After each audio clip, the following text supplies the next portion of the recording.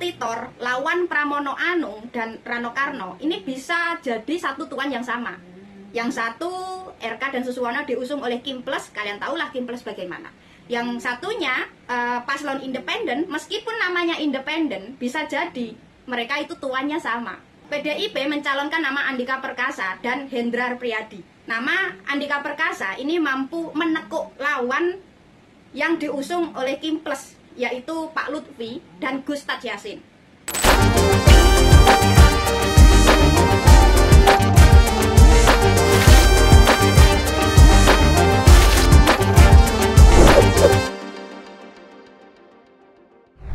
Kalau kita lihat perkembangan politik menjelang pilkada tahun ini, beberapa dari kita yang mengikuti itu pasti ikut pusing ketika mengikuti perkembangan politiknya.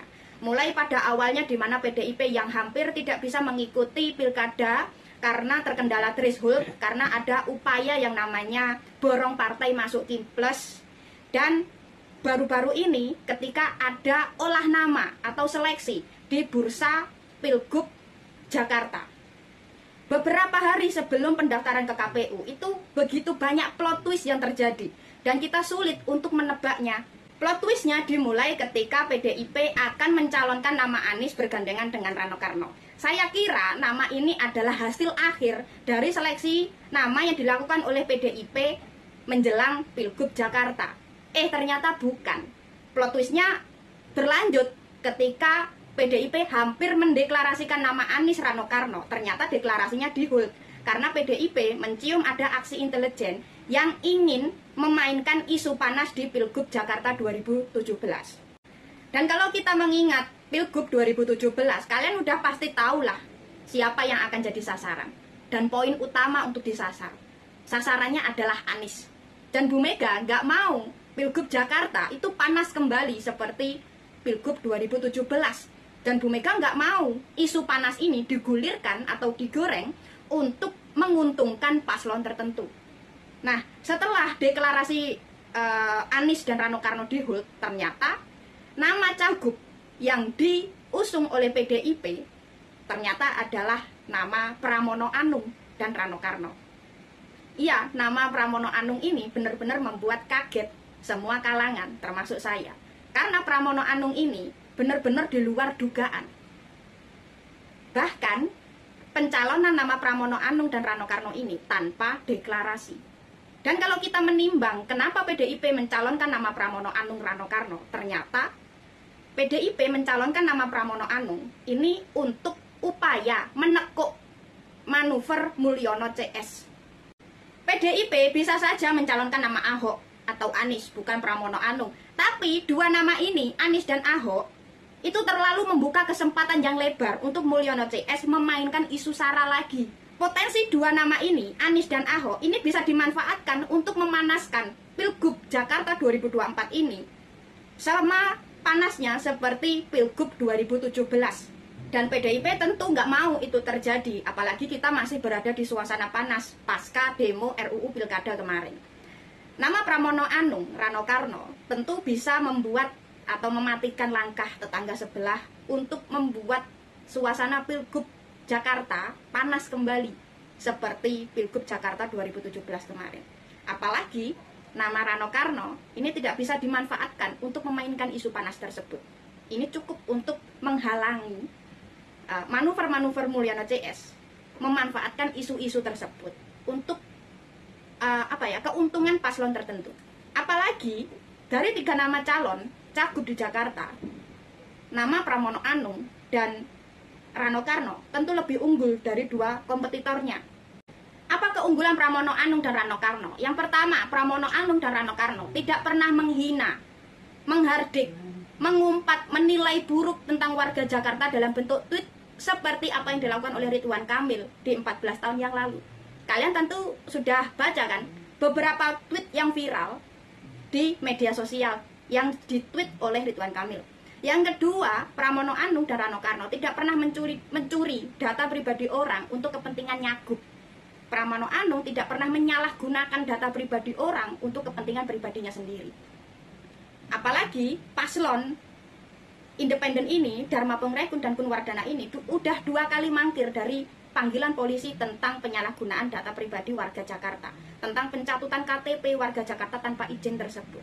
Dharma Pungrekun dan Kunwardana ini sudah melanggar pasal berlapis, antara lain Undang-Undang Perlindungan Data Pribadi, Undang-Undang ITE, dan KUHP. Nah, dari dua contoh kasus yang dilakukan oleh dua kompetitor Pramono Anung dan Rano Karno ini, tentu saya kira warga Jakarta tahu betul siapa cagup yang harus dipilih. Dan kalian sadar nggak, dua kompetitor lawan Pramono Anung dan Rano Karno ini bisa jadi satu tuan yang sama. Yang satu RK dan Suswono diusung oleh Kim Plus, kalian tahulah Kim Plus bagaimana. Yang satunya paslon independen, meskipun namanya independen, bisa jadi mereka itu tuannya sama. Kenapa sama? Yang pertama, kalian ingat aja lah, polisi itu udah 2 kali memanggil paslon independen ini. Tapi paslon independen ini 2 kali juga mangkir dari panggilan polisi. Kasus dari paslon independen ini bukan ecek-ecek loh. Kasusnya adalah pasal berlapis. Tapi pada akhirnya paslon independen ini udah melanggar pasal berlapis tapi masih bisa nyalon. Ini kalau tidak punya backingan penguasa yang kuat, mereka udah pasti diproses kemarin. Tapi nyatanya tidak diproses dan masih bisa nyagup di Pilgub Jakarta. Lalu kita bergeser sedikit ke Pilgub Jateng.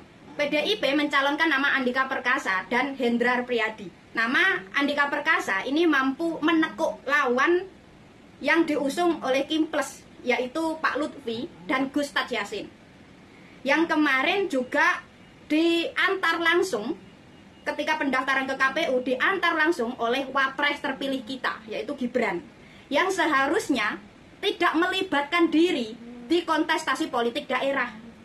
Nama Andika Perkasa dan Hendrar Priyadi juga cukup mampu melawan bansos yang sekarang mulai dikucurkan oleh pemerintah di beberapa wilayah di Jateng. Kalian udah pasti tahu lah bagaimana powerfulnya bansos ketika menjelang pemilu. Dan kalian udah tahu lah bansos itu dikucurkan untuk siapa.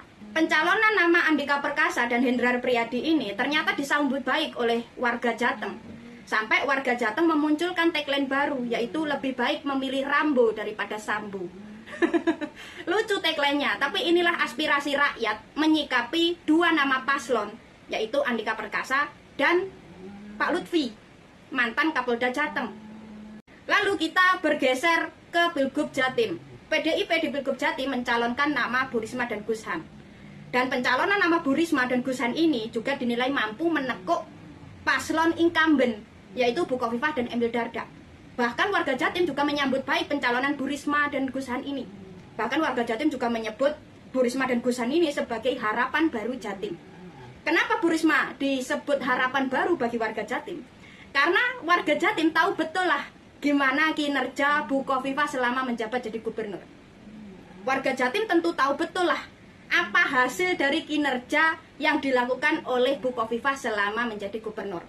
Hasil yang paling diingat warga Jatim tentang Bu Khofifah adalah ketika tahun 2021, di mana masa pandemi, Bu Khofifah lebih fokus memberikan dana hibah sebesar 9 miliar kepada pembangunan museum SBY di Pacitan daripada membantu perekonomian warga Jatim yang ketika masa itu lagi seret-seretnya. Yang kedua, yang paling diingat warga Jatim tentang Bu Khofifah dan wakilnya adalah ketika tahun 2022, di mana pada saat itu KPK menggeledah kantor gubernur dan wakil gubernur secara berbarengan.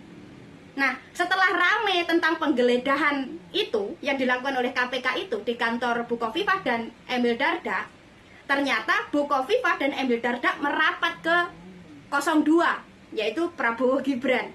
Nah, setelah Bu Khofifah dan Emil Dardak merapat ke Prabowo Gibran, ternyata tidak ada perkembangan dari kasus penggeledahan itu. Kasus penggeledahan itu menguap begitu saja, dan sekarang tidak tahu hasilnya apa.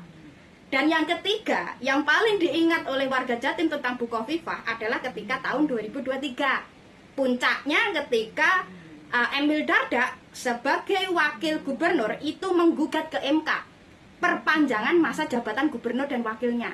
Nah, ketika MK meloloskan gugatan dan memperpanjang jabatan dari Bu Khofifah dan Emil Dardak, ternyata perpanjangan jabatan itu malah dipakai untuk cuti kampanye. Ini kan kocak. Padahal alasan perpanjangan jabatan ke MK itu memakai dalih menyelesaikan program, melanjutkan program untuk rakyat. Tapi setelah MK memperpanjang jabatan itu, buktinya, nyatanya, realisasinya malah dipakai untuk cuti kampanye. Jadi nggak heran kalau warga Jatim itu serasa antipati kepada Bukoviva dan Emil Dardak. Kenapa? Karena merasa dipermainkan gitu loh. Nama mereka dibawa-bawa untuk meloloskan perpanjangan jabatan. Setelah diloloskan, ternyata realisasinya jabatan itu dipakai untuk aksesoris. Aksesoris untuk pemenangan salah satu kubu menjelang Pilpres. Jadi wajar dong kalau warga Jatim itu seolah antipati kepada mereka karena merasa dipermainkan. Nama mereka hanya diseret-seret untuk kepentingan mereka sendiri gitu loh. Dan gak heran juga kalau nama Bu Risma dan Gus Han itu dianggap harapan baru untuk warga Jatim. Karena kita semua tahu betul bagaimana sepak terjang Bu Risma selama 2 periode menjadi wali kota Surabaya dan selama menjadi Mensos. Dan sekarang kita bergeser ke Pilgub Banten nih. Nama Airin Rahmi itu juga ternyata jadi perbincangan hebat di media sosial. Setelah kemarin viral di mana ketika Golkar tidak memberikan rekomendasi usungan kepada Airin Rahmi. Dan setelah Golkar tidak menganggap Airin Rahmi pergi ke PDIP untuk agar supaya mengusung dia sebagai cagup di Banten. PDIP memberikan surat rekomendasi itu kepada Airin sebagai cagup dan digandengkan dengan kader PDIP yaitu Pak Ade Sumardi. Nah, setelah fix Bu Airin Rahmi dan Ade Sumardi jadi paslon yang diusung oleh PDIP, ternyata Golkar yang sebelumnya sudah memberikan surat rekomendasi usungan kepada pasangan calon Sony dan Dimyati, ternyata Golkar menarik diri dan berbalik kembali mengusung Airin Rahmi yang sebelumnya tidak diberikan surat rekomendasi. Nah, di sini ada satu hal yang harus kita ingat. Ternyata Airin Rahmi di Banten itu punya potensi kemenangan yang lebih besar daripada Sony dan Dimyati yang sebelumnya mereka usung. Kalau tidak berpotensi menang, mana mungkin Golkar yang sebelumnya mengusung Sony dan Dimyati malah tarik diri dan memungut kembali kader Golkar yang kemarin sama sekali tidak dianggap itu, sekelas Bu Airin Rahmi. Nah, dari nama-nama cagup yang diusung PDIP di Pulau Jawa ini, di berbagai provinsi ini, masing-masing dari nama cagup ini punya potensi untuk menang.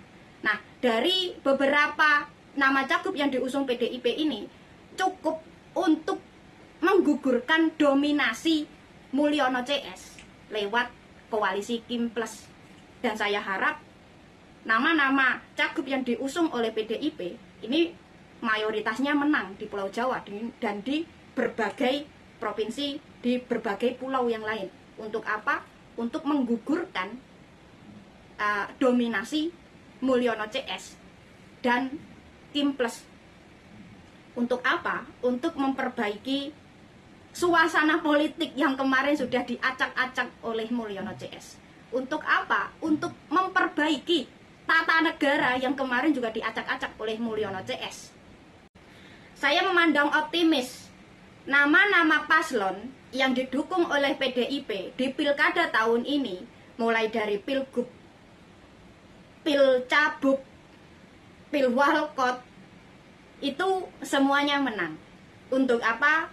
Ya untuk memperbaiki tata negara, etika berpolitik, etika menghormati hukum, dan lain-lain. Nah, pilkada tahun ini adalah momen kita untuk memperbaiki situasi-situasi yang kemarin dipermainkan gitu loh. Ya udah, gini aja. Terima kasih sudah mendengarkan. Ingat pesan saya, pesan apa?